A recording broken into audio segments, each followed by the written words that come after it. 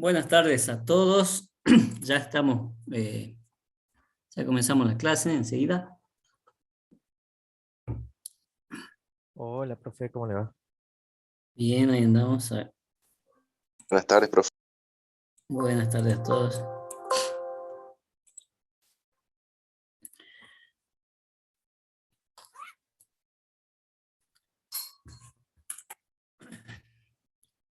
Bueno, empezamos con la segunda parte de la cátedra, del dictado de la cátedra. Espero que hayan retomado energía ahora en el receso. Los que rindieron, espero que les haya ido bien. Esta es la segunda parte del año, mejor dicho, y de la cátedra, en los cuales nosotros nos basamos en todo lo aprendido en el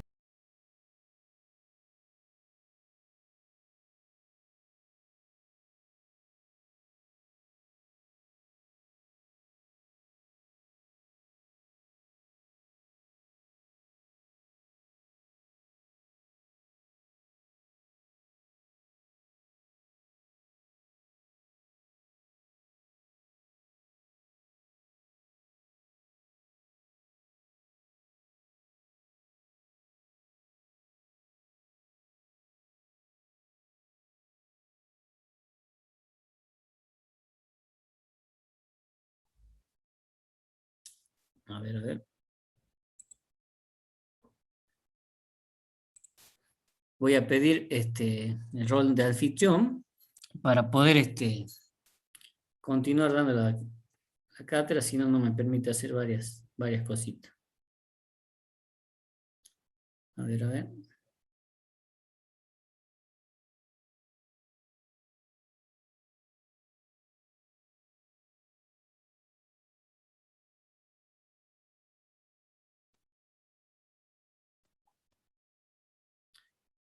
Hola Delia, ¿estás en línea?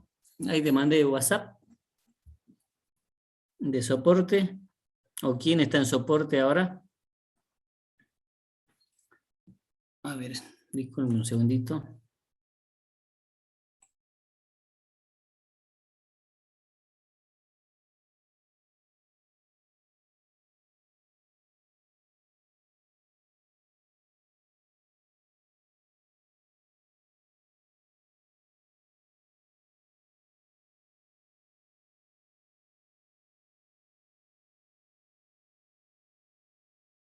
De irte con los auriculares y se escucha igual, o tenés que llevar el teléfono.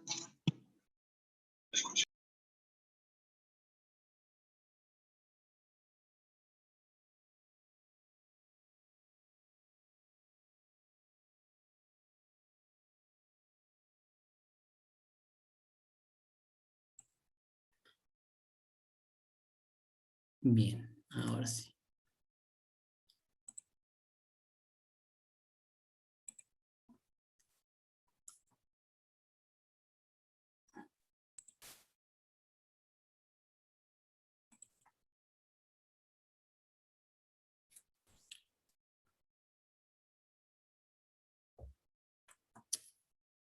Bueno, mientras tanto me ponen como anfitrión, les voy a ir comentando algunas de las cosas que tenemos que tener en cuenta para este cuatrimestre. En primer lugar, les voy a empezar a mostrar lo que son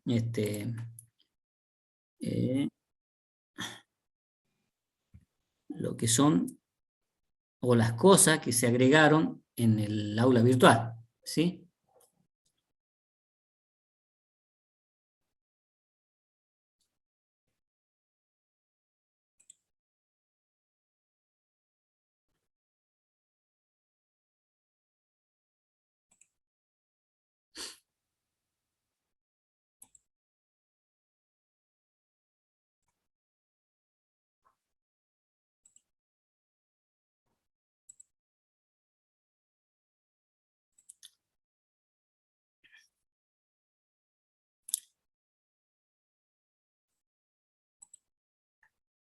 Bueno, ¿ustedes están viendo el aula virtual en este momento?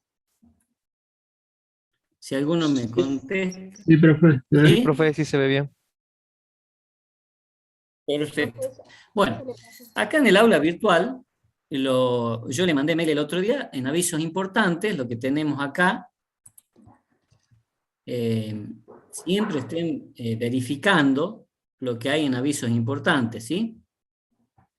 ¿Por qué? Porque acá nosotros todo lo nuevo o las novedades las vamos publicando en este sector, ¿sí? Que es avisos importantes. En este caso, retorno a las clases, se mencionó que era a partir de esta semana, ¿sí? La profesora Rita Martiarena, ahí están viendo ustedes que dice Comisión 2, selección de nuevo horario, es como una mini encuesta en la cual ustedes tienen que elegir un horario, ¿sí? Para cursar, porque generalmente esa comisión cambia porque tiene otras materias en segundo año, alguna de las carreras que ustedes cursan, que le perjudica, entonces no pueden.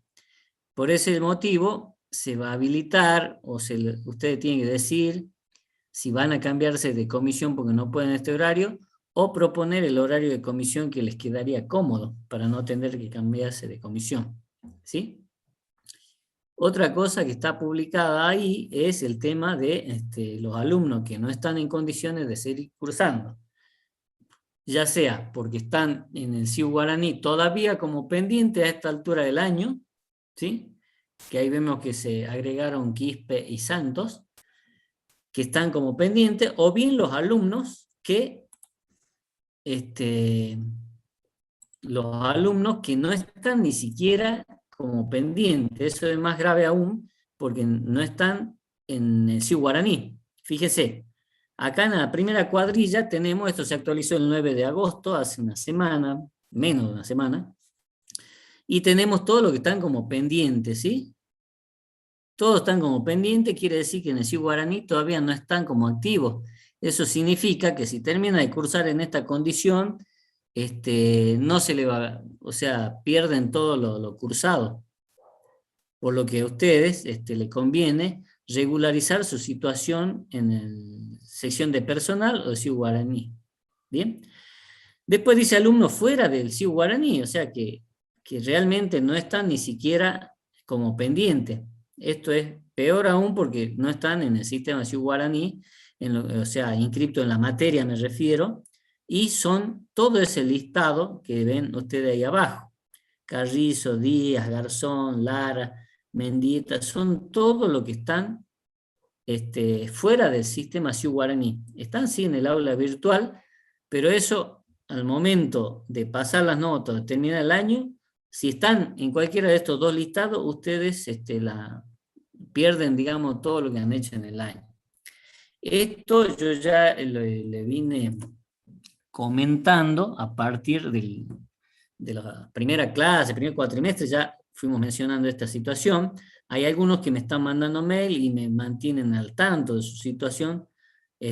Por favor, si alguno ya cambia su situación de pendiente a activo en CIU Guaraní, me avisa, por favor, yo verifico en el sistema y ya actualizo este listado. ¿Bien? Si hay alguno que está en esa situación de este listado, me avisa por mail. Ya saben, mi correo electrónico es odecoro@fiunjueduar. Me envían ahí al correo ese y vemos cómo solucionamos, o por lo menos estamos al tanto de la situación. ¿Bien? Pero recuerden que a fin de año, si están en esta situación, no aparecen ni siquiera las actas para pasarle la nota, o sea, no aparece en el sistema para cargar la nota, o sea, es como que no existen para poder cerrar su cursada. Por eso es que es muy importante este tema. Bien. Bueno, entre los avisos importantes son esos, y otra cosa que se agregó acá es para las evaluaciones del segundo cuatrimestre, que está acá. Y ahí tenemos la fecha del tercer parcial, la fecha del tercer parcial recuperatorio y el tercer parcial teórico, ¿sí? Ahí le explica bien si es teórico, si es práctico, qué unidades entran en cada uno de los parciales. Después tenemos el cuarto parcial y el cuarto parcial recuperatorio con el teórico de parcial. ¿Bien? Estamos evaluando la posibilidad de que el cuarto parcial vamos a ver si lo armamos, sea como presentar un trabajo, ¿sí? Como presentar un trabajo práctico, grupal, eso ya lo estamos conversando con la profesora de práctica. Así que bueno, ya se le estará avisando. Por lo tanto, ustedes en este momento se tienen que mentalizar en que el 15 de octubre es el parcial de la parte práctica, el tercer parcial de la parte práctica, el 29 de octubre es el tercer parcial recuperatorio de la práctica y es el tercer parcial teórico con los temas 5, 6, 7, ¿sí? En eso se tiene que concentrar usted, ahí están las fechas, los horarios, todo lo que corresponde. Bueno, eso es lo que se agregó acá en avisos importantes. Ahora, les decía, si ustedes tenemos 6 unidades, en las cuales una son las distribuciones muestrales, que es el tema que vamos a empezar hoy día, el otro es de estimación por intervalos de confianza, el otro tema es prueba de hipótesis, el otro tema prueba de bondad de ajuste, luego regresión lineal simple, regresión lineal múltiple.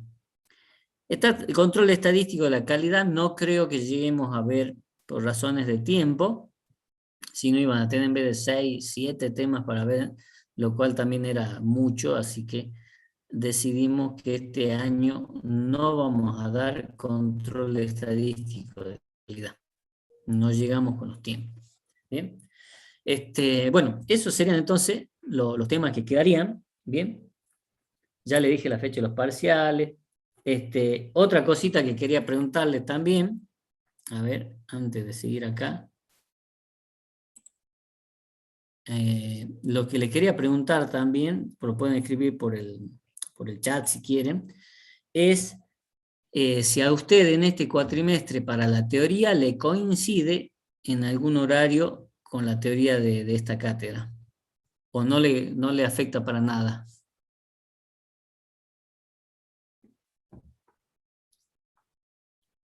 ¿A todos les viene bien este horario para continuar en este horario entonces?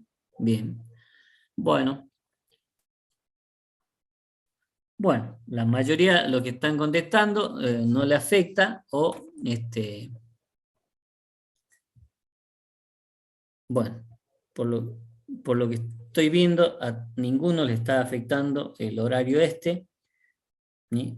Evidentemente no le coincide con otra materia, que sea de segundo año estamos hablando, ¿no? Si me dicen de tercer año, de primero, ahí no podemos hacer nada. Si le coincide con una materia de primer año, de segundo año nomás. Ahí sí. Bueno, todo lo que contestaron están de acuerdo con seguir con este horario. Bien, entonces, continuamos. No va a haber cambio, mejor para todos, yo creo. Porque si no tendríamos que ya pensar en ver, ¿cómo se llama? En modificar el horario de clase. Así que, menos mal que no tenemos ese problema. Bueno, no sé si alguno tiene alguna consulta, duda, para continuar, digamos, antes de empezar en realidad con el tema de hoy. Con la profesora Marti Arena, sí o sí cambia el horario, no sé si sube o baja 2 horas, pero cambia porque le chocan con varias cátedras de segundo año, de algunas carreras. Así que eso sí o sí lo tienen que tratar de ver, llenar la encuestita y ver si le conviene mantener ese horario. Profe, Sí. ¿la cursada va a seguir siendo virtual todo este cuatrimestre? Y sí, yo en primer lugar tenía esperanza de que ya este cuatrimestre se iba a empezar a ver presenciales, ¿sí? Pero como está la cosa y todavía sigue virtual, y bueno, hay una gran posibilidad de que terminemos virtual. Pero, de todas maneras, hay comisiones, como sea la comisión 1, la 3 y la 4, que podríamos llegar a ver, pero una vez que autoricen todavía lo único que están autorizando, o hasta el momento lo único que están autorizando, es las clases, o son las clases prácticas que tienen que ir a gabinete, o de química, pero no están autorizando las clases de, qué sé yo, de otro tipo de materia, como ser esta, probabilidad, análisis matemático, álgebra, todas esas materias no están habilitando. Yo tenía la idea que si autorizaban, porque hay que respetar y tener en cuenta que el aula 11 y 12, que es para 200 normalmente, pasa a ser un aula para 35 alumnos. Entonces, en la teoría es prácticamente imposible. Si nosotros tenemos ahora, por ejemplo, a ver, en este momento tenemos ya 76 alumnos, pero muchas veces pasamos los 100 fácilmente. Con esta cantidad ya no podríamos tener ni el aula 11 ni el aula 12. Entonces, es casi imposible que la teoría al menos vuelva. Lo que sí hay algunas de las comisiones que les mencioné, no sé si la 1, la 3 o la 4, que tienen 30 alumnos, y bueno, ahí sí podríamos ver la posibilidad de que esas comisiones tengan la parte práctica presencial, pero este es un tema que lo tenemos que charlar con las autoridades. Ahora saben que estamos esta semana con las elecciones, para ver el rumbo que toman, ¿no? La universidad, así que bueno, más allá de eso, nosotros necesitamos saber que es todavía poco probable. Pero una vez que se pueda hacer, yo calculo que estaré comunicando esta semana, como les decía, en elecciones, las autoridades prácticamente no tienen tiempo, están con otros temas, pero yo calculo que de acá a una semana, un par de semanas, se podrá hablar y plantear esa situación. A mí me gustaría que por lo menos las comisiones poco numerosas sí o sí vuelvan a la presencialidad, y esperando que para el año ya volvamos a la normalidad, o casi normalidad, en la forma presencial, tanto la teoría como la práctica. La teoría es la más complicada de todas porque tiene una sola y al principio son más de 200 alumnos los que se inscriben, los que cursan, todo. Si ustedes se fijan ahora, somos 77 participantes. Las primeras clases, alguna clase pasamos los 200, después bajamos a 180, después a 130 y ahora estamos, bueno, tal vez algunos están rindiendo, ahora también somos menos de 100. Pero si seguimos así nosotros, ni siquiera nos hace falta este Zoom, que es el Zoom de la facultad, porque es para más de 100 alumnos. Y nosotros no estamos pasando los 100 alumnos en las últimas clases, ¿sí? Finalizando el primer cuatrimestre. Así que si es así, una de esas volvemos a utilizar lo que sería el Meet, que pues me gusta, tiene algunas otras funcionalidades para manejarla también. Bueno, sí. Yo tengo otra consulta sobre el examen de teoría. Si es posible recuperarse, volver a presentar si uno no se presentó. ¿En qué parcial pasó eso? No En el presentarse. segundo, yo había sacado 67.5 y no me presenté confiado de que no llegaba. Y después, no me acuerdo si un cuántos días después, subieron un archivo PDF con las notas y me fijé que había llegado a 70. Entonces yo ni leí nada para presentarme justo en el viernes que iban a tomar la teoría. O sea, usted en el primer parcial, ¿cuánto sacó de teoría? En el primero no me acuerdo, sé que lo había probado. En el segundo de práctica Sí. saqué 67 y yo me confié que quedaba con esa nota. No solamente estoy hablando de teoría. Sí, Me está preguntando de teoría si puede rendir, ¿no es cierto? sí, del segundo. Por eso. ¿El primer parcial está promocionando o no? Sí, Si está promocionando el primero, preocúpese ahora por promocionar el tercero y cuarto, con buenas notas. sí, Si es así, veremos la posibilidad o qué pasa con el segundo, que me dice que no se presentó directamente a rendir el segundo. correcto. No me presenté confiado de que directamente no había ni promocionado el segundo examen. De la práctica ahora está hablando. Sí, de la práctica. Después me di Ah, cuenta unos días después que subieron otro archivo de que me subieron la nota a 70. y llegué a promocionar. O sea, es difícil la situación, ¿no? Porque digamos es como que, claro, la he dejado pasar pensando en que... Ustedes recuerden también que si ustedes sacan 67, ya sea en la teoría o en la práctica, seguramente pueden rendir un complementario a final de año, más o menos en noviembre.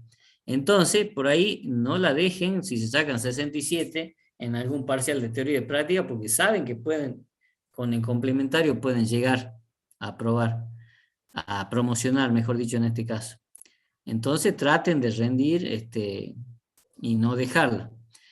Usted en su caso trate de promocionar los parciales que quedan de teoría y de práctica y ahí se verá qué se puede hacer con ese parcial que quedó colgado.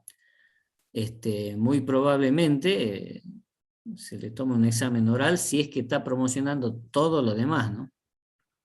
Ahora, si no llega a la promoción en alguno de los parciales de teoría o de práctica, ya quedaría como regular. Sí. Listo, gracias, profe. Esa era mi duda. Perfecto. Bien. A ver, vamos a empezar acá.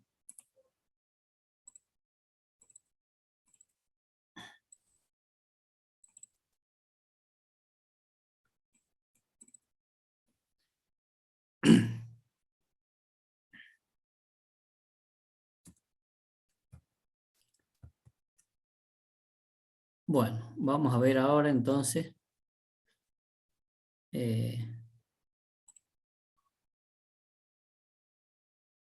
Recording in progress. A ver. Vamos a ver. De compartir la pantalla para todos ustedes.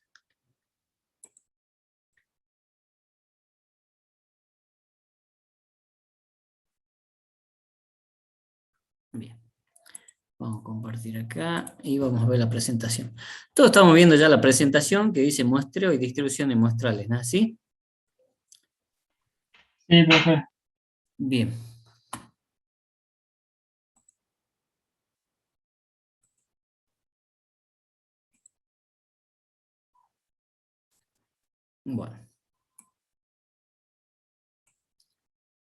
Bueno, este tema, muestreo y distribuciones muestrales, forma parte de la segunda parte ya de, le decía, del inicio del segundo cuatrimestre, y nosotros tenemos que tener en cuenta dos cosas antes de empezar a hablar de muestreo, que ya lo tocamos en algunos de los prácticos anteriores, en el cual nosotros teníamos que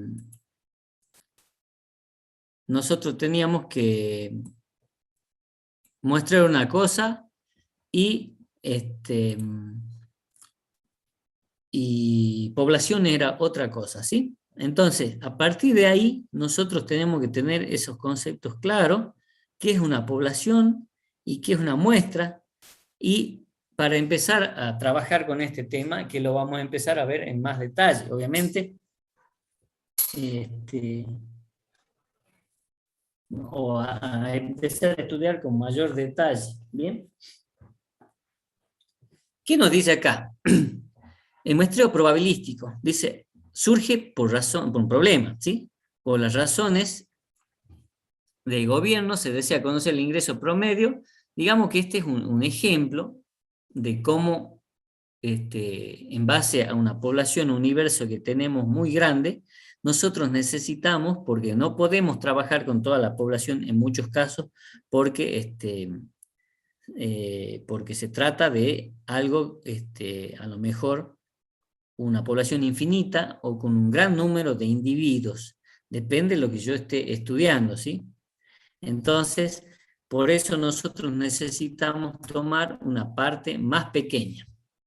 Directamente vamos acá a lo que dice, la población es la totalidad de observaciones en la que se está interesado, mientras que una muestra es un subconjunto de la población.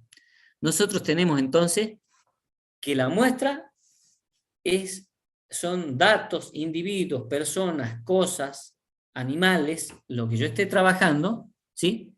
Pero una parte de la población. Y la población se supone que es la totalidad de todos esos elementos, poblaciones, personas o animales con los cuales nosotros queramos hacer un estudio. ¿Bien?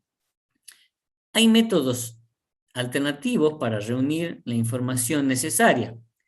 El primero es censar, ¿sí? Es entrevistar a todos los integrantes de la población, que generalmente, si ustedes saben, nosotros censamos cada 10 años en nuestro país, y ahí la idea es que se pasa a censar por cada uno de los hogares y se saca la información de cada uno de los hogares, ¿sí? Mientras que muestrar es entrevistar solamente a algunas personas de esa población. Bien, esa es la diferencia fundamental entre muestreo y población. Entonces, dentro de muestreo, nosotros tenemos unos casos en los que siempre debemos muestrar, debido a las características de la población, naturaleza del método de estudio u otro motivo. Entre esos casos nosotros tenemos si hay una población infinita, si hay una población de tamaño desconocido, o si hay un muestreo destructivo. En esos casos sí o sí debemos muestrear. Esto de muestreo destructivo, dirán algunos, ¿qué es? El muestreo destructivo es trabajar, por ejemplo, con lámparas o las bombillas de luz que también le llamamos, ¿sí? Y si un muestreo destructivo significa que esa lámpara se utiliza hasta que se quema, por ejemplo. Y uno ve las horas de vida que tuvo esa lámpara encendida, y así se saca con una muestra, digamos, que es 10, 20, de 100 bombillas o lámparas para luz, para ver el tiempo medio de duración de ese. Nosotros no podríamos hacer eso nunca con una población entera. O sea, por ejemplo, que una fábrica, por decir un número, fabrique, qué sé yo, al mes 100.000 focos o bombillas de luz, y nosotros para hacer una muestra y sacar la vida útil no vamos a quemar o no vamos a destruir las 100.000 bombillas. Con solo sacar una muestra nosotros hacemos un estudio y después hacemos una inducción o deducimos qué es lo que pasa o qué es lo que pasaría con las 100.000, pero no vamos a quemar, no vamos a hacer un muestreo destructivo. A eso se refiere con muestreo destructivo, ¿sí? Eso no podemos hacer nunca con una población, evidentemente, de nada, ni de focos, ni de animales, ni de nada de eso, ¿sí? Siempre necesitamos en ese caso sacarlo. Después, dice, hay veces que a menudo conviene mostrar por razones de tiempo, ¿sí? Oportunidad, cambio en la población, por costo y la calidad. Esto de a menudo conviene mostrar por estas razones, también está asociado a los tamaños también que pueden tener las poblaciones, depende qué estudios queramos hacer, o qué diseño experimental queremos realizar, o qué trabajo estadístico queremos realizar, ¿sí? De todo eso depende. Pero también tiene unas desventajas, ¿no? El muestreo dice que la información de una muestra no es la de la población. Entonces se introduce un elemento más de aproximación llamado también error. Hay un cierto error. Pero si el tamaño de la muestra es el indicado, ese error tiende a ser mínimo. Ese es lo que nosotros tenemos que tratar de acordarnos, digamos. Y después dice, cuando se quiere desagregar mucho a los datos, clasificación cruzada por varios atributos, la cantidad de información juega un papel importante. Aún los censos pueden resultar insuficientes para que ciertas clasificaciones cruzadas tengan relevancia. O sea, cuando queremos entrar a detallar mucho, ya vamos a ver los tipos de muestreo en más detalle, y ahí es donde va a ver a qué se refiere con desagregar. A lo mejor estamos hablando de un tipo de muestreo por conglomerados, ¿sí? Un muestreo polietápico por conglomerados, donde vamos a ver en más detalle este tema. Empezamos a analizar entonces los tipos de muestras, ¿sí? ¿Para qué nos sirven principalmente las muestras? Nosotros hacemos un análisis de los datos de una muestra y podemos inferir qué puede llegar a pasar con una población. Eso es lo primero y principal para qué nos sirve. Entonces, si yo puedo sacar una muestra y tengo, por un ejemplo, de 200 roedores que quiero hacer un análisis de cierta efectividad de una vacuna, un medicamento, lo que sea, yo no voy a inocular, no voy a probar con los 200 roedores, sino que tomo una muestra, por ejemplo, de 30, ¿sí? Y de paso decimos que una muestra, digamos así, empírica, de 30 o más, se considera buena. Eso entre comillas, porque después vamos a ver en la próxima clase que hay una fórmula para calcular el tamaño de la muestra adecuada de acuerdo al diseño experimental que nosotros vamos a realizar. Bien, entonces, dentro de tipos de muestra, tenemos la muestra seleccionada por expertos, ¿sí? De alguna manera especial, se decide la muestra que se tomará basada en razonamientos o consideraciones de algún tipo. Por ejemplo, si hay un experto en la población bajo estudio, podría proponer una muestra a juicio que garantice la representatividad de la población. Una muestra no necesita ser muy grande para proporcionar información de buena calidad, ¿sí? Dado que una muestra proviene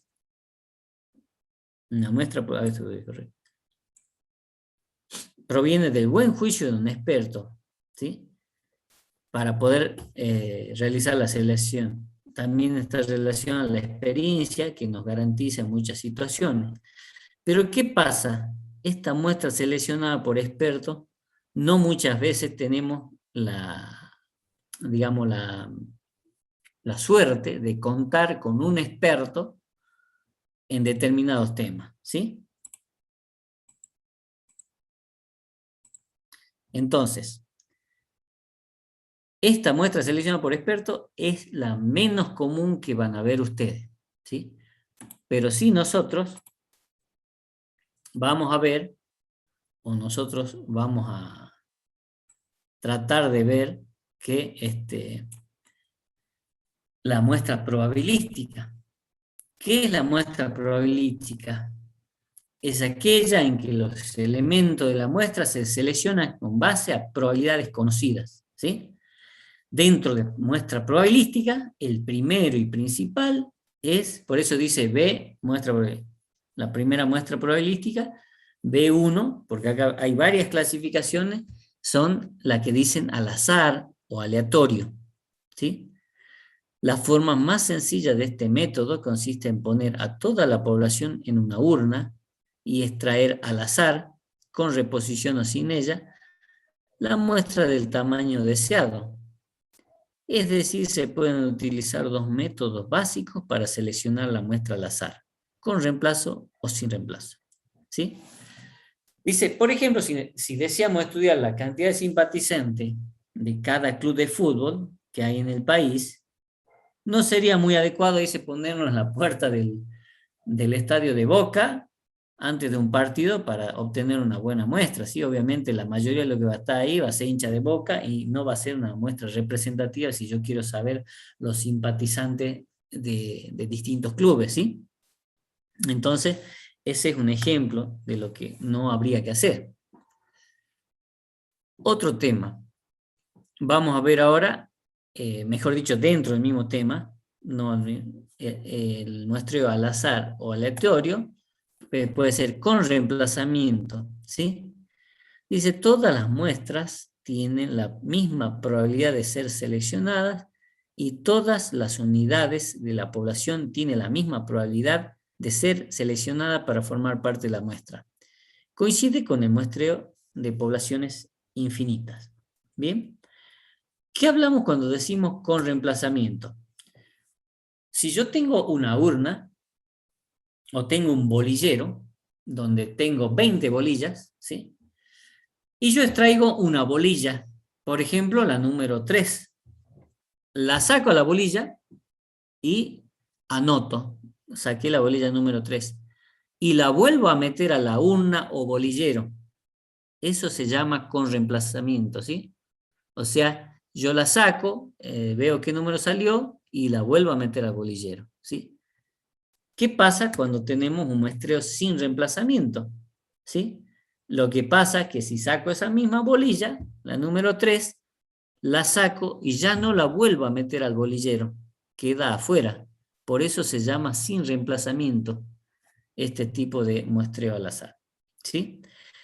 Acá dice, cada una de las combinaciones n mayúscula tomadas de a n muestras tiene la misma probabilidad de ser escogida. ¿Bien? N es el tamaño de la población, n mayúscula, y n minúscula es el tamaño de la muestra. Bien, entonces, todas las unidades de la población tienen la misma probabilidad de ser extraídas, pero si la población es finita, la probabilidad de que salga un elemento dependerá de los que fueron separados anteriormente, ¿sí? Este es lo que dije yo recién, pero con otras palabras, ¿sí? Con el ejemplo del bolillero. Bien. Veamos entonces ahora la siguiente diapositiva.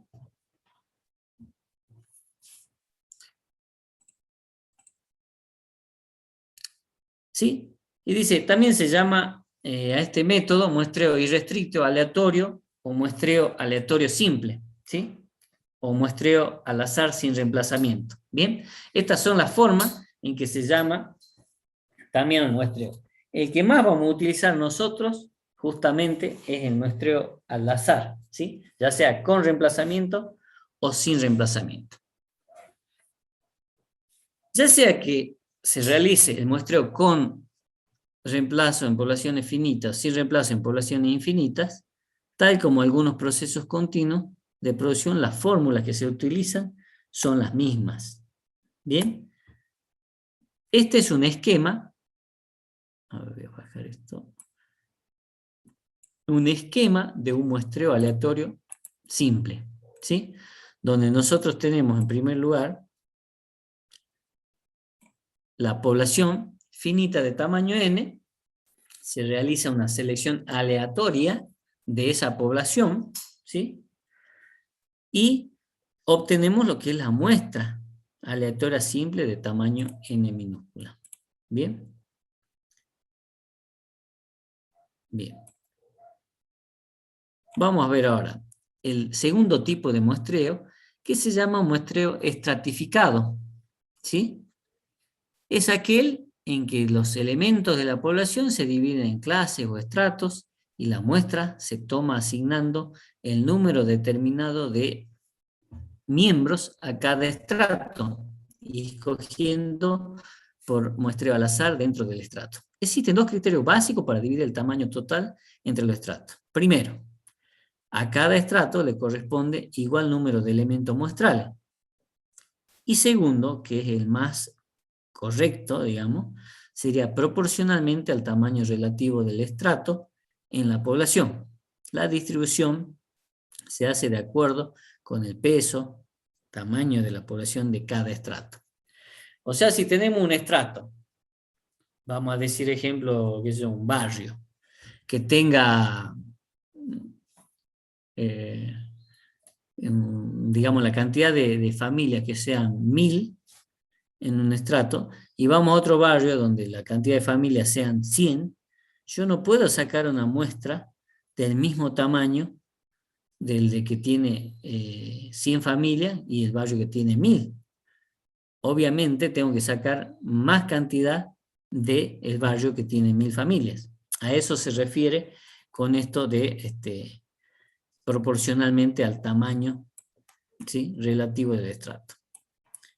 Dice después, si una población existe en grupos muy homogéneos entre sí, pero bastante diferentes entre ellos, resulta conveniente realizar un muestreo estratificado. Cada grupo relativamente homogéneo constituye un estrato y para extraer la muestra se lleva a cabo un muestreo simple en cada uno de los estratos de manera que se obtiene una submuestra. Las submuestras pueden ser del mismo tamaño o bien del tamaño relativo que ocupa el estrato respecto de la población. Bien, digamos que nosotros, para dividir en estrato o hacer un muestreo estratificado, nosotros podemos dividir, y daba un ejemplo de barrios, ¿sí? Justamente la información que podemos sacar de nosotros, tenemos distintos barrios, por decir, barrio grande, con muchas familias, sería Alto Comedero. Un barrio más chico a lo mejor sería el barrio Mariano Moreno. Después otro barrio, que es Los Perales, La Viña, bueno, todos los barrios que tenemos nosotros en San Salvador de Jujuy, y podemos hacer distintos estudios. Y cada uno de los barrios nosotros podemos tomarlos como estratos, ¿sí? Entonces hacemos muestreo estratificado de cada uno de los barrios de acá de San Salvador de Jujuy. Bien.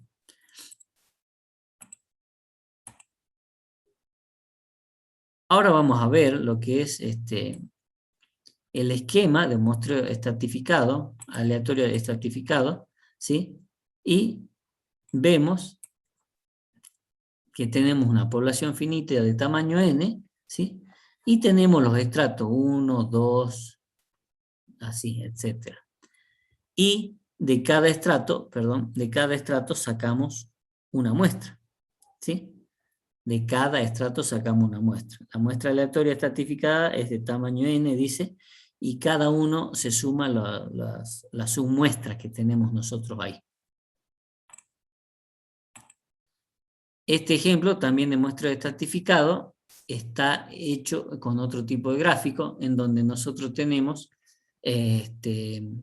fíjense, de la primera estrato, sacamos un valor que es el 10, después del segundo estrato, que es más grande, también sacamos 2 valores, y del tercer estrato sacamos otro valor más. Entonces, ahí yo obtengo una muestra de 4 elementos tomados de los 12 que son inicialmente.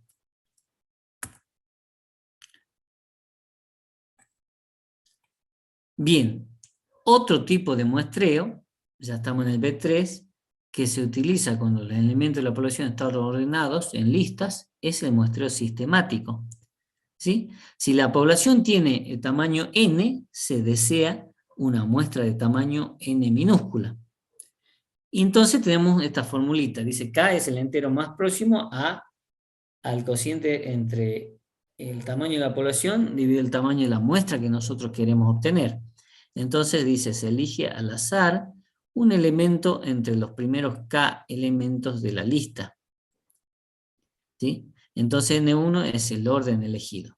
Por ejemplo, tomamos el primer elemento, es N1. El segundo elemento tomamos N1 más K. El tercer elemento, N1 más 2K. El tercer elemento, N1 más 3K, y así sucesivamente, para intervalos fijos de K hasta completar la muestra. ¿Bien? Esta sistematización del proceso de muestreo puede referirse también a una cuestión temporal o espacial, y no solo al orden. Por ejemplo, realizaríamos un muestreo sistemático temporal si todos los lunes observáramos la cantidad de vehículos que pasan por un peaje.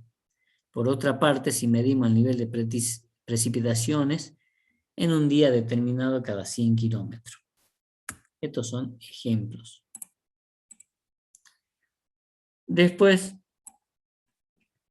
si el orden de los elementos en la lista es al azar, este procedimiento es equivalente al muestreo al azar o al aleatorio. Si el orden del elemento es tal que los individuos próximos tienden a ser más semejantes que los alejados, el muestreo sistemático tiende a ser más preciso que el muestreo al azar, al cubrir más homogéneamente toda la población. El muestreo sistemático puede utilizarse conjuntamente con el estratificado para seleccionar una muestra dentro del estrato, ¿sí? Eso es lo más común, digamos. Si nosotros tenemos ya definido un estrato, podemos dentro del estrato hacer un muestreo sistemático para sacar de ese estrato la submuestra, digamos. Bueno, este es gráficamente como sería el muestreo sistemático. Fíjense que la población tiene 12 elementos, ¿sí?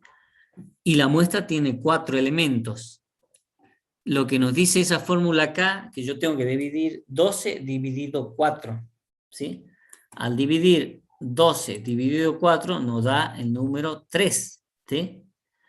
Entonces ese 3 me va a ser el salto que tiene que pegar entre elemento y elemento que yo voy tomando de la población. Si se fijan acá, el primer elemento es este, ¿sí? El que yo marqué ahí. ¿Y por qué tomo el 2? Yo podría haber tomado el 1, el 2 o el 3. K vale 3, entonces yo puedo tomar hasta el tercer elemento cualquiera. Yo tomo el 2 porque se me ocurrió. Podría haber tomado el número 3 y empezar a partir del 3 y sumarle K posiciones cada elemento. Pero en este caso se eligió el 2. El segundo elemento es 2 más K, o sea, ya sería el quinto elemento. El quinto elemento es 5 más K, o es lo mismo decir 2 más 2 por K, que sería la posición 8, luego 3 más en la posición 11, y ahí obtengo yo la muestra cada tercer elemento, o cada 3 elementos, en un muestreo sistemático. ¿Bien?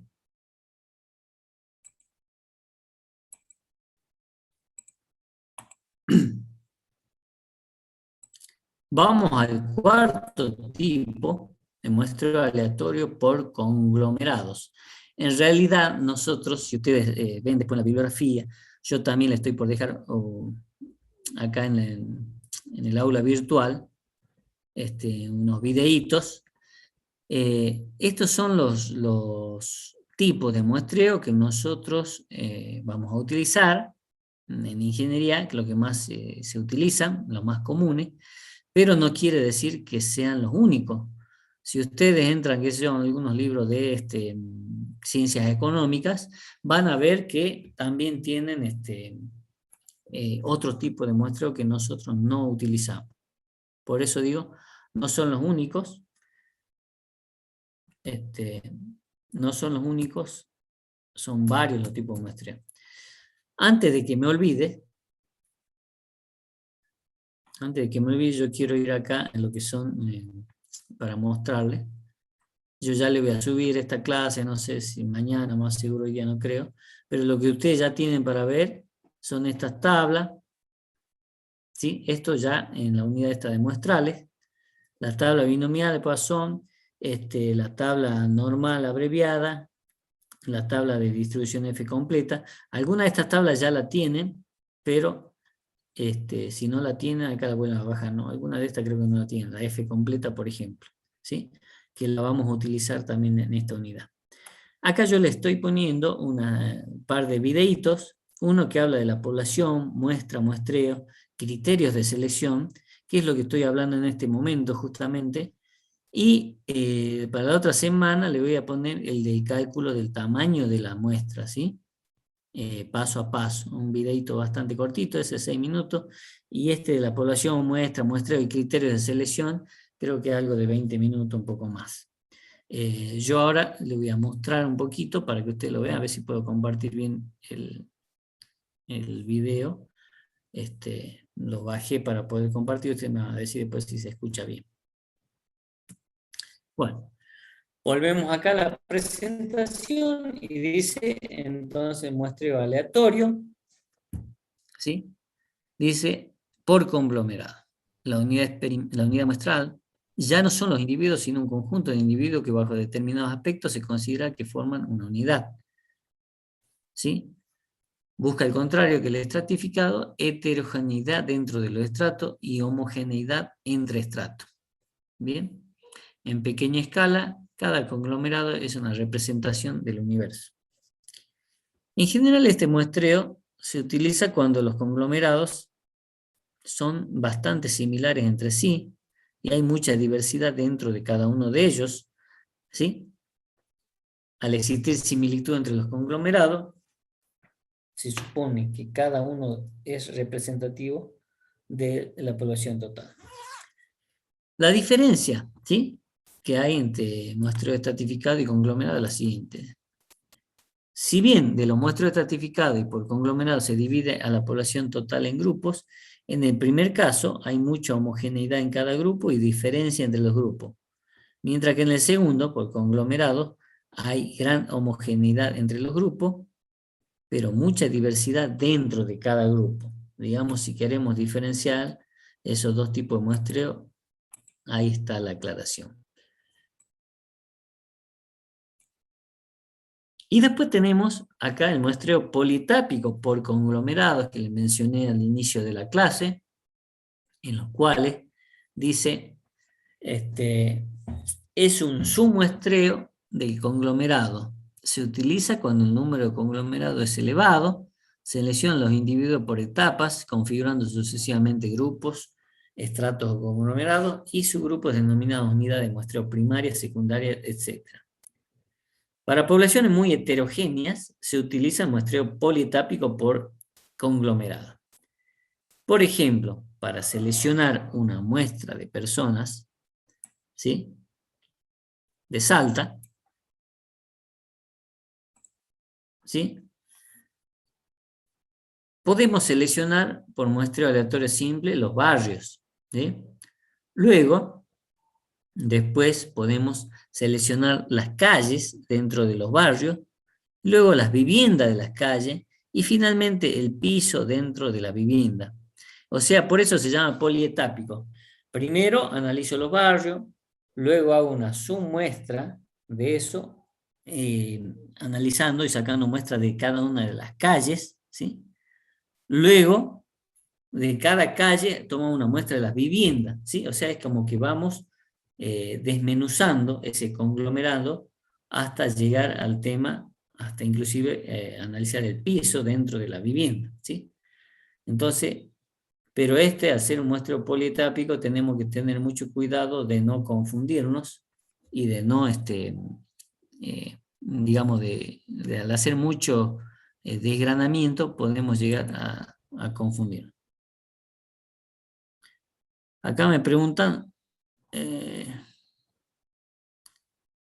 si voy a subir. Sí, por supuesto, lo voy a subir. No sé si hoy o mañana, seguramente. Igual esto ustedes recuerden que el lunes es feriado y el 23 de agosto también al final es feriado, ¿sí? Así que sí, esto lo voy a subir, pero ustedes recién empiezan a partir del martes con la práctica de estos temas. ¿Bien? Bueno, un ejemplo de cómo sería un muestreo por conglomerado, ¿sí? Gráficamente. ¿Bien?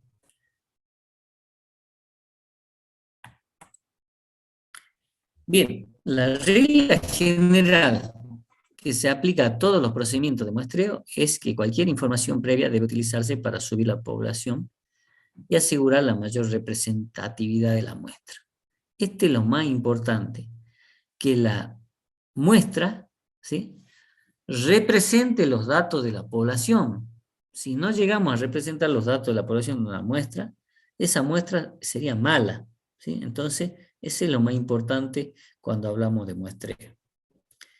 Una vez que disponemos de subpoblaciones homogéneas, la selección dentro de ellas debe realizarse por muestreo al azar. En todo lo que sigue, supondremos siempre que la muestra proviene de un muestreo al azar. Nosotros, todo este tipo de muestreo hablamos, pero en lo que va de la materia, de la cátedra nuestra, a partir de ahora nosotros vamos a suponer que las muestras siempre provienen de un muestreo al azar, ¿sí?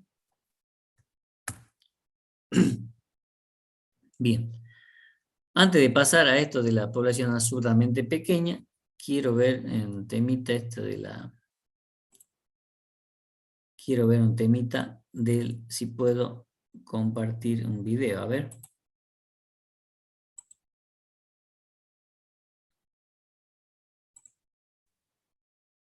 A ver. Quiero compartir el video para ver si ustedes escuchan bien, más que nada. ¿Sí? A ver.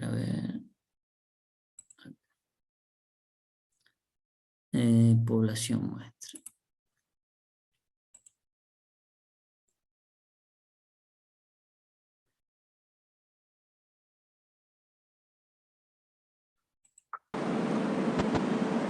Ahora vamos a hablar acerca de la población y muestra, conceptos que debemos tener claro para desarrollarlos en el artículo de investigación.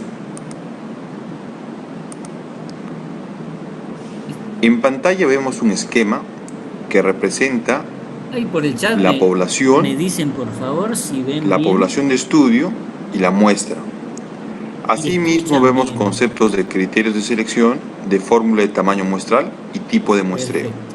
Vamos a explicar en qué consisten cada uno de estos. Sí, hay que bajar el video entonces para que... La población va a estar referida al conjunto de unidades de estudio a través de la cual nosotros vamos a obtener las unidades de estudio que cumplan los criterios de selección para poder hacer nuestro trabajo de investigación. Es decir, si yo deseo hacer un trabajo de investigación en seres humanos, primero debo ubicar dónde va a ser el lugar de donde van a proceder mis unidades de estudio.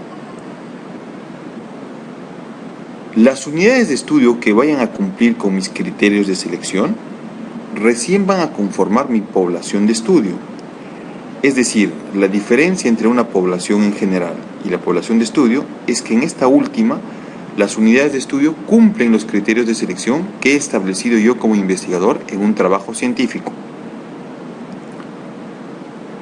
Lo ideal sería estudiar a toda esta población de estudio para poder extrapolar los resultados a este mismo grupo y que mi trabajo de investigación gane mayor realce.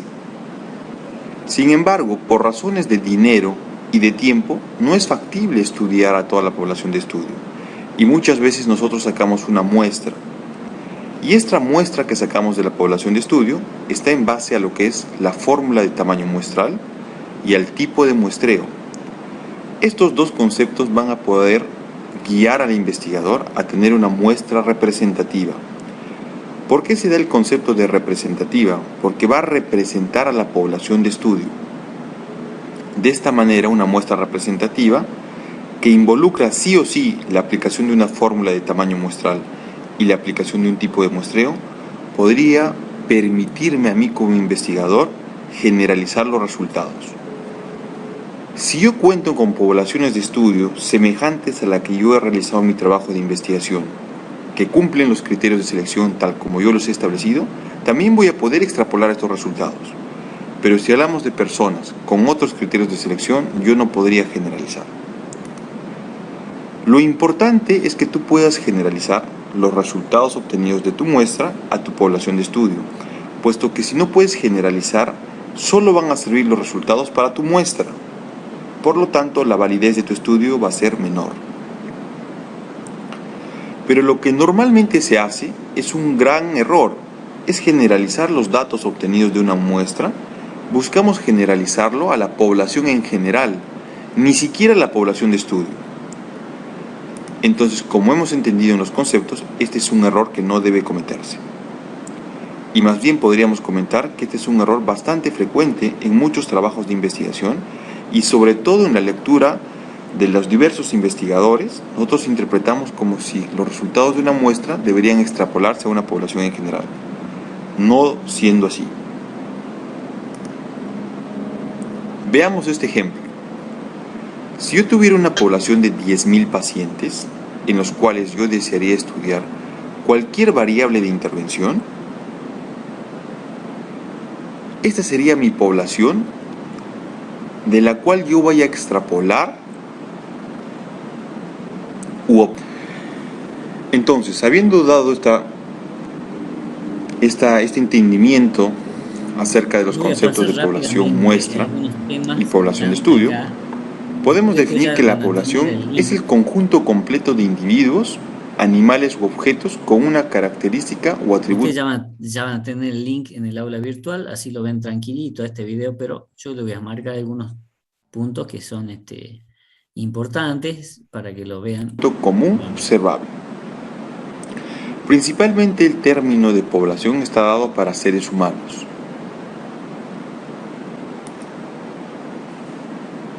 ¿Qué van a ser los criterios de selección? Van a ser todas aquellas características que deben poseer las unidades de observación para que las que representen o las que hayan sido seleccionadas por este muestreo realmente me permitan a mí extrapolar los resultados de esta población de estudio.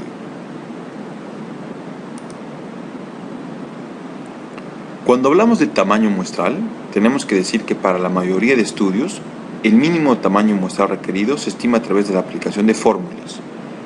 De hecho, hay una fórmula de tamaño muestral para cada tipo de estudio. Y dependiendo si yo tengo una variable cualitativa o cuantitativa. Existe una fórmula para cada tipo de estudio en particular. Veamos a ver un concepto que debemos conocerlo, que es acerca del grupo de estudio. Esta terminología ha sido utilizada ampliamente con el advenimiento de los estudios de tipo experimental, que básicamente son un grupo de sujetos de experimentación. Cuando nosotros realizamos trabajos experimentales, ensayos clínicos, no es fácil aplicar los conceptos de población de estudio y muestra.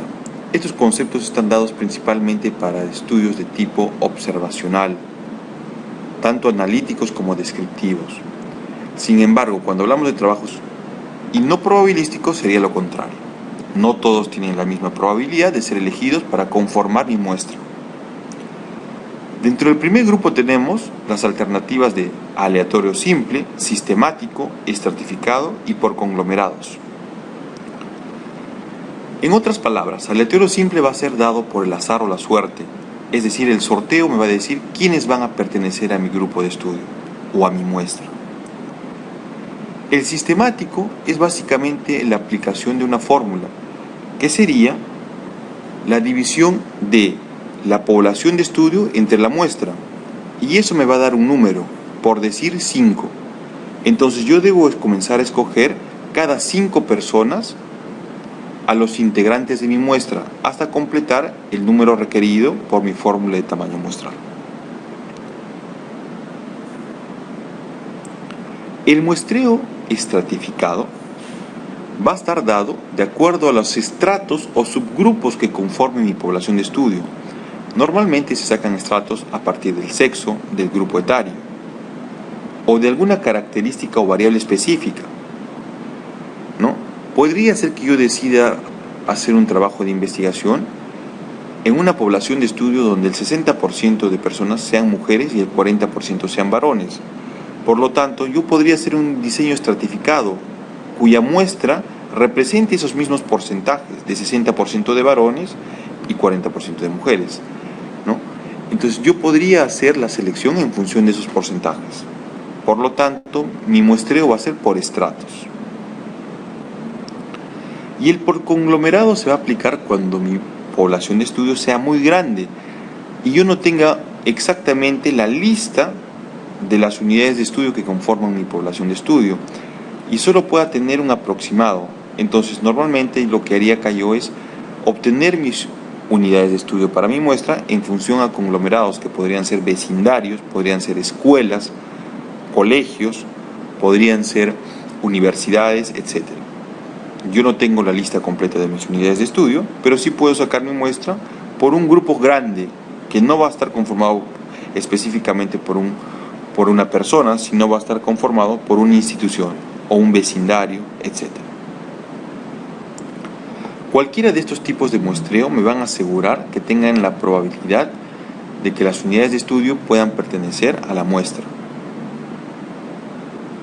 En cambio, el muestreo no probabilístico, que puede ser por conveniencia incidental o de voluntarios, no tiene mayor peso metodológico, producto de que los sujetos no tuvieron el mismo chance de ser elegidos. Aquí tenemos el muestreo por conveniencia, que el investigador decide quiénes participan en su trabajo de investigación, el incidental, que va a ser en función de cómo es que llegaron las unidades de estudio, es decir, los primeros que llegan podrían ser, y otro es el de voluntarios, que acá van a participar exclusivamente las personas que deseen participar de forma voluntaria. Lo que realmente tiene mi población. Las unidades de estudio, es decir, el número de tamaño muestral que me ha salido en mi fórmula, pero mediante el azar. Entonces cada círculo representa la que ha podido ser elegida. Lo que realmente tiene mi población. Y el por conglomerados, yo no tengo exclusivamente la lista de las unidades de estudio. Bien, todo esto que hay más circunferencias negras. Entonces yo tendría que elegir más circunferencias del lado donde hay más unidades de estudio que del lado donde no hay más unidades de estudio. Para que pueda representar lo que realmente tiene. Bueno, como les decía, este videito que ya lo ven en detalle, pero fíjense que todos los temas que estamos viendo realmente lo explica tal vez de otra manera y seguramente le va a quedar viéndole de dos maneras distintas, más claro el concepto, ¿sí?, de estos temas. Bueno, volvemos entonces ahora a lo que es la presentación, ¿sí? Estamos acá en la presentación ahora y dice: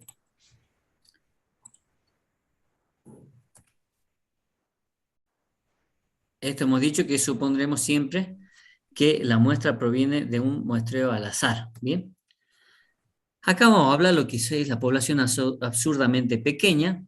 Ustedes ya tienen la práctica, o la profesora le va a dar esta semana, no sé si está subida, no me acuerdo en este momento, pero ustedes tienen los primeros temas. A ver, vamos a ver si está cargado el tema en la parte práctica. No, todavía no la he subido, la de este año, pero yo les muestro, les voy anticipando, les voy anticipando el práctico que viene.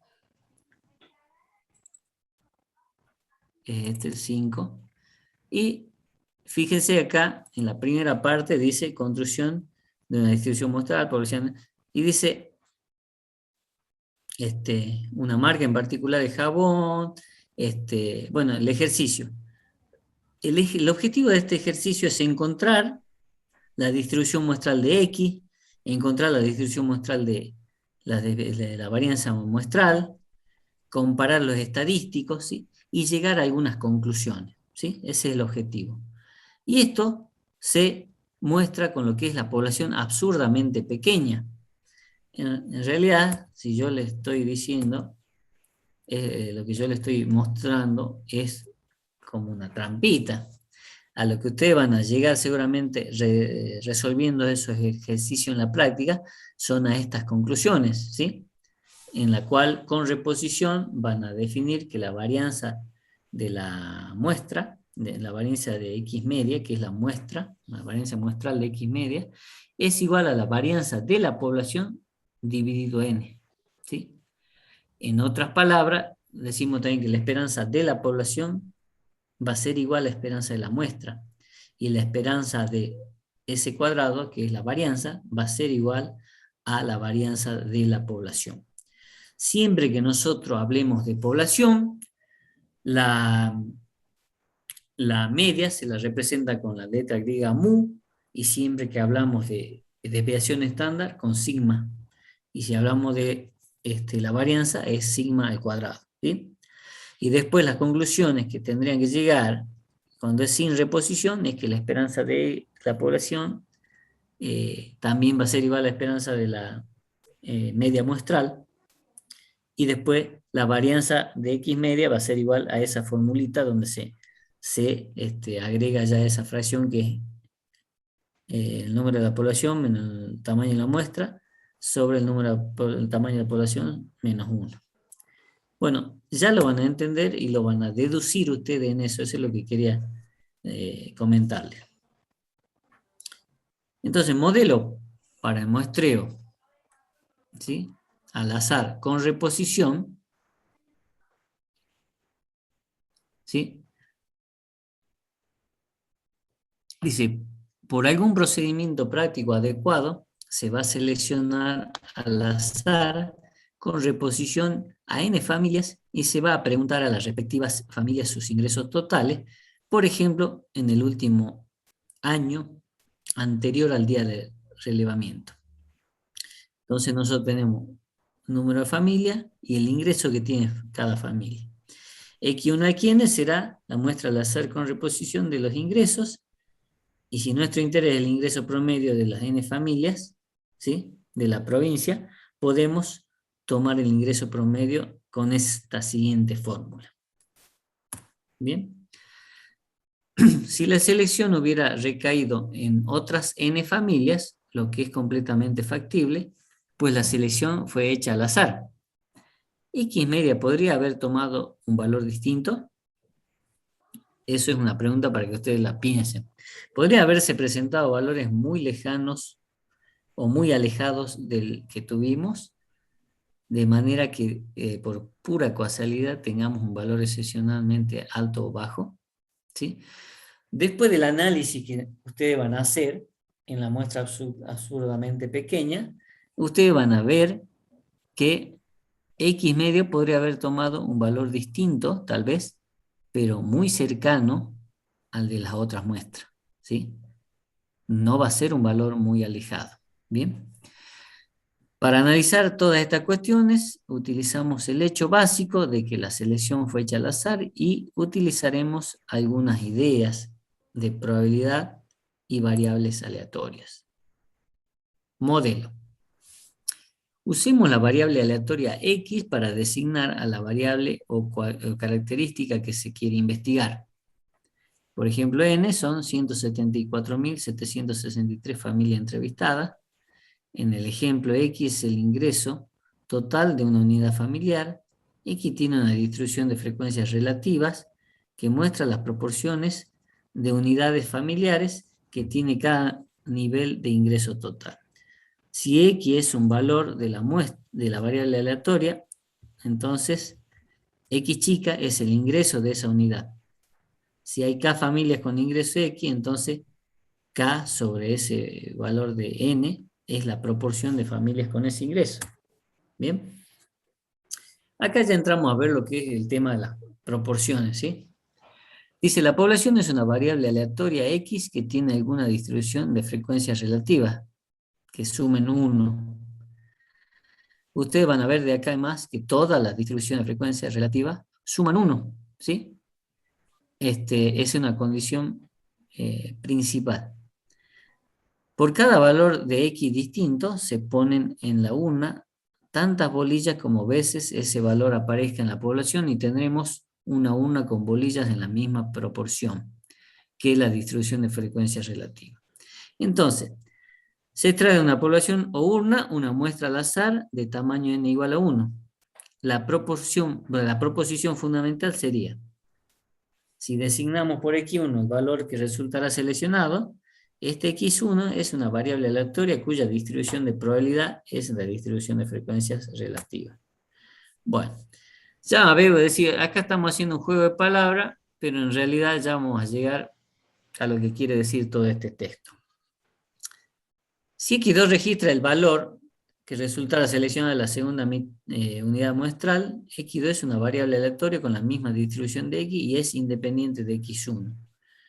Conclusión, si X1 y Xn son las variables aleatorias del muestreo al azar con reposición, entonces la fórmula que representaría eso es Fxy, significa cuando tenemos la F grande es la acumulada, ¿sí? La función acumulada o frecuencia acumulada de X y se la representa como F grande de X para cada I desde 1 hasta N.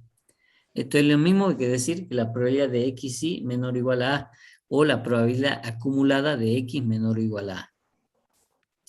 Si X1 y Xn son variables aleatorias independientes, cada una con la distribución de probabilidad de X, definimos a X1 hasta Xn como una muestra aleatoria de variables aleatorias de la población. Entonces acá vemos o analizaremos el muestreo al azar sin reposición, simple, ¿sí? O sea, sin reposición quiere decir que saco de la una bolilla y no la vuelvo a colocar. Es lo mismo que decir sin reposición o sin reemplazamiento, o con reposición o con reemplazamiento. Hasta X1 es lo mismo que en el modelo anterior. Proposición. Si X1 y X son las variables aleatorias de muestra sin reposición de la población de tamaño n mayor que n minúscula, y X es la variable aleatoria de la población, entonces X1 y Xn tienen marginalmente la misma distribución de X, pero no son independientes. Es así, pues X2 es el valor que resultará seleccionado y hasta tanto no salga seleccionado X1, la distribución de X2 será igual que la de X. Vamos a un ejemplo que nos aclara estos conceptos teóricos que acabamos de mencionar. Y nos dice lo siguiente, un ejemplo. Sea una urna con 100 bolillas, de las cuales 20 están marcadas con el número 1, 30 con el número 2 y 50 con el 3, analice el experimento aleatorio consistente en extraer 2 bolillas al azar con y sin reposición. Esta distribución de probabilidad de la variable aleatoria X, la puntuación de la bolilla extraída es, entonces, X si vale 1 es 0,20, el 20%. Si vale 2 es 0,30, el 30%. Y si vale 3 es el 50% o 0,50, que es la proporción. Dice, las posibles muestras de tamaño 2 y sus respectivas probabilidades se presentan en la siguiente tabla. En este caso es para extracciones con reposición. Si nosotros analizamos acá, la distribución de probabilidades dice, X1 serían las columnas, ¿sí? Y X2 serían las filas, ¿sí? X1, las columnas, estos son los valores de X1, ¿sí? Y los horizontales X2. Fíjense, acá tenemos cómo sale, por ejemplo, la probabilidad de que X1 tome un valor y X2 tome otro valor, ¿sí? Se representa con esa fórmula. Si yo tengo, por ejemplo, X1, ¿sí? La probabilidad de sacar X1, hemos dicho que es 0,20. Si ustedes multiplican 0,20 y después la probabilidad de sacar otra vez X1, ¿sí? Es de nuevo 0,20, entonces el resultado de multiplicar ese 0,20 por ese 0,20 es que me da 0,04. Después, ¿cuál es la probabilidad de que yo saque en X1 el valor 1 y de X2 el valor 2? Entonces, eso me va a ser igual al producto de la probabilidad de que saque X1 es 0,20 y la probabilidad de que saque X2 es 0,30. ¿De dónde estoy sacando estos valores? De las distribuciones marginales, ¿sí? El valor o la probabilidad de sacar entonces X1 y luego el valor de sacar X2 igual a 2 es multiplicar 0,20 por 0,30. Eso me da el valor de 0,06, ¿sí? Y así sucesivamente para llenar todos los valores. Por ejemplo, la probabilidad de sacar para X1 igual a 3 y X2 igual a 3, obviamente voy a tener que multiplicar 0,50 por 0,50, lo que me da 0,25. ¿Bien? Este para extracciones con reposición, o sea, con reemplazamiento. Y ahora dice lo siguiente.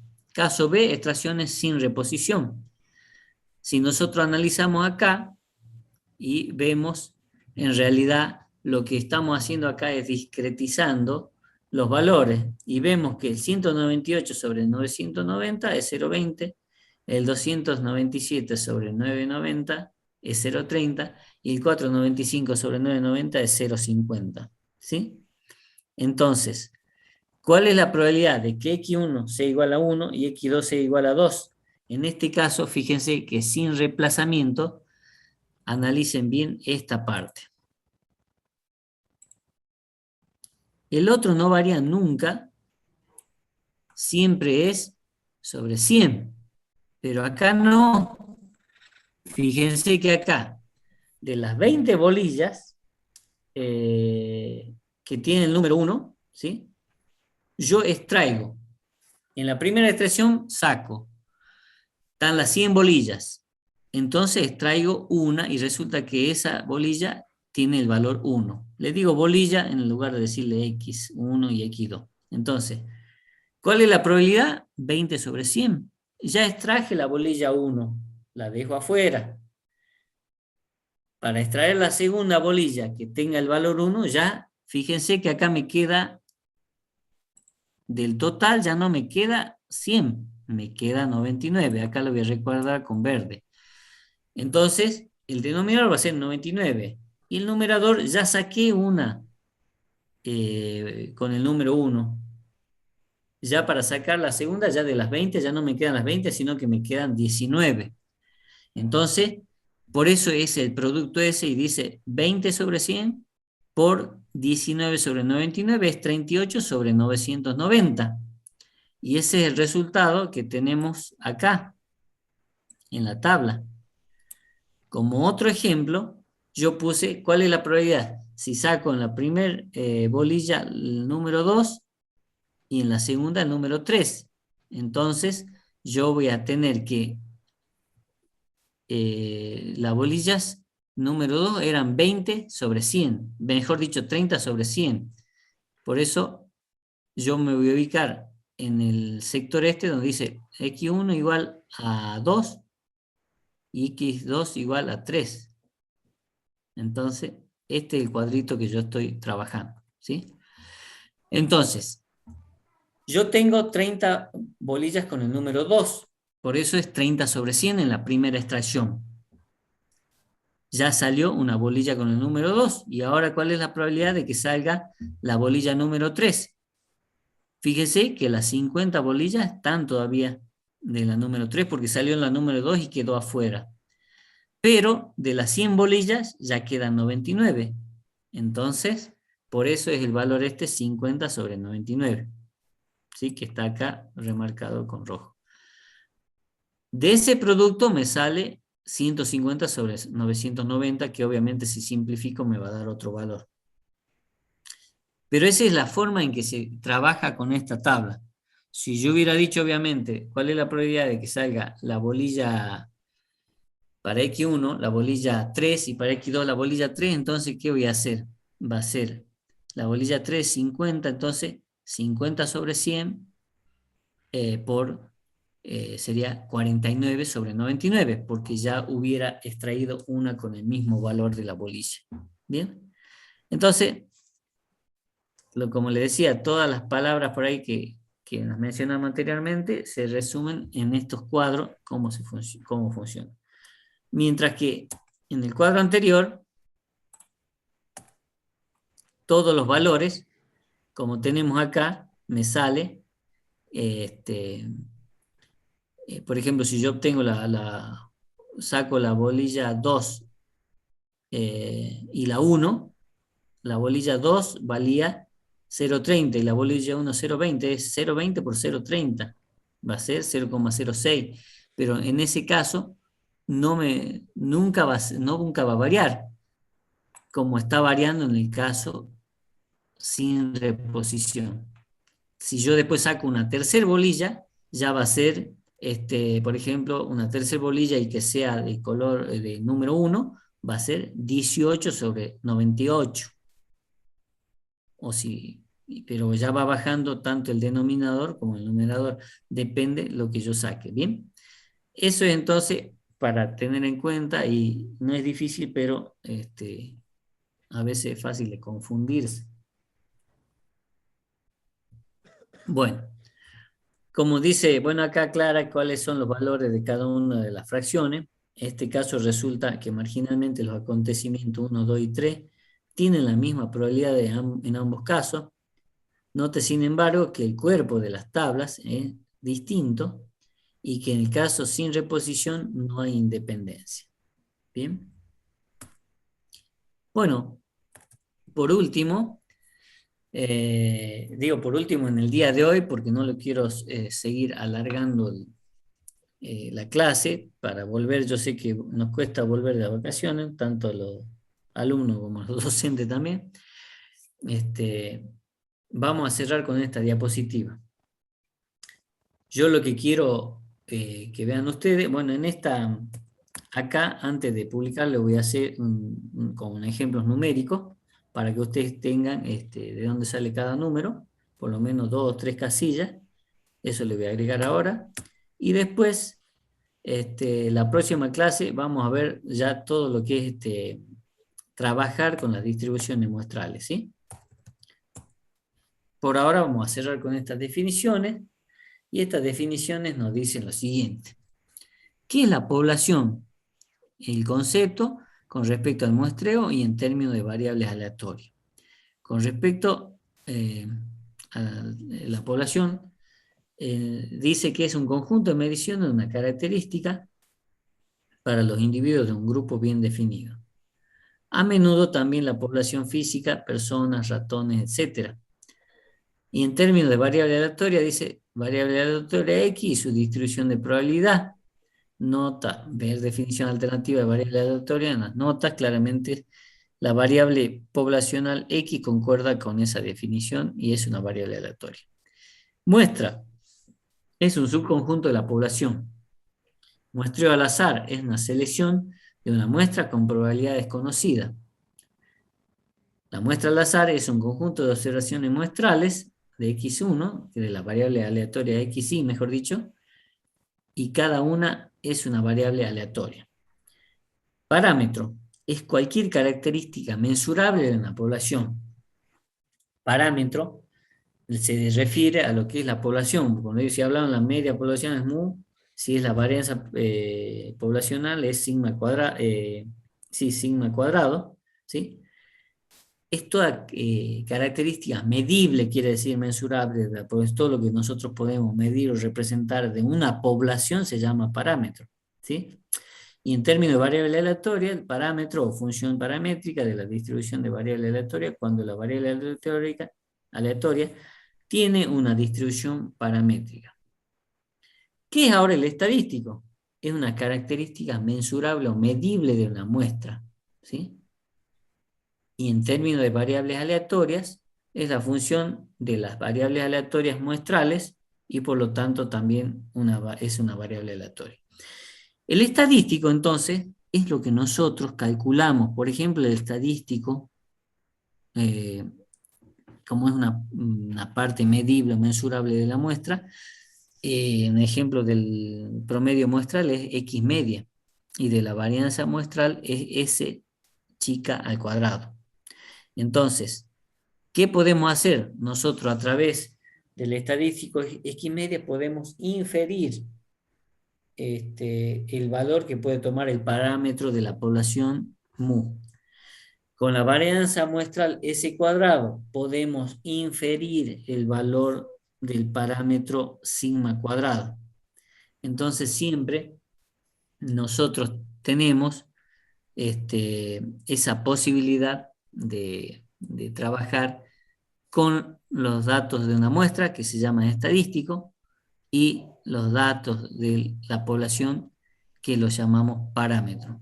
Por favor, no confundir eso. Desde ahora hacemos hincapié porque muchas fórmulas trabajan con los estadísticos y muchas fórmulas trabajan con los prácticos. Entonces, eso es lo que nosotros tenemos que tener en cuenta. Bien. Entonces, Recording stopped. bueno, entonces, hasta acá nomás vamos a llegar con la clase de hoy y ya la próxima clase terminaríamos con lo que sería la teoría de muestrales, digamos. Distribuciones muestrales y tipos de muestreo. Bueno, espero que los que estén ahora en la segunda etapa terminen promocionando o regularizando la materia, así terminamos el año bien, ¿sí? bueno, no sé si tienen algún comentario o pregunta con respecto a lo que hablamos, con respecto al horario de clase, de la comisión 2, o si no cualquier cosa ya estamos terminando la clase.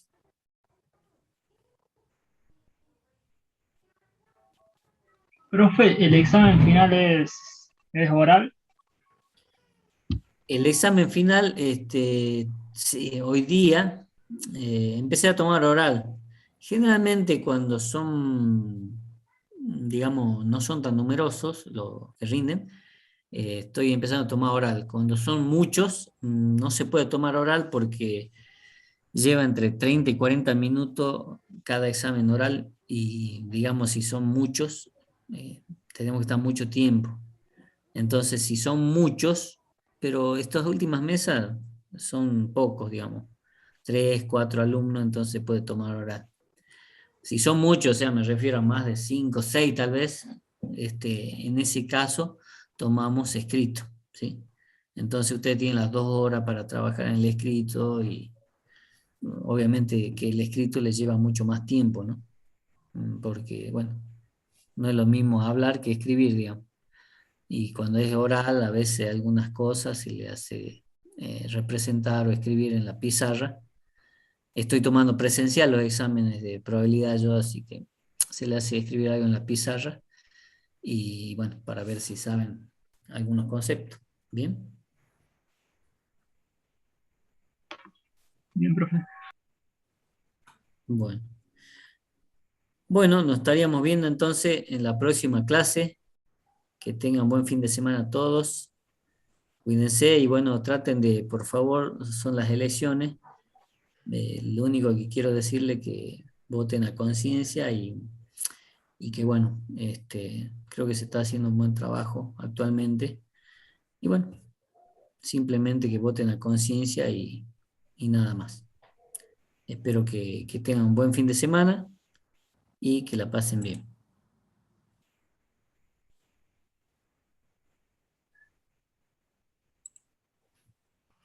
Muchas gracias, profe. Que tenga un buen fin de semana. De nada, buen fin de semana por ustedes también. Saludos a todos.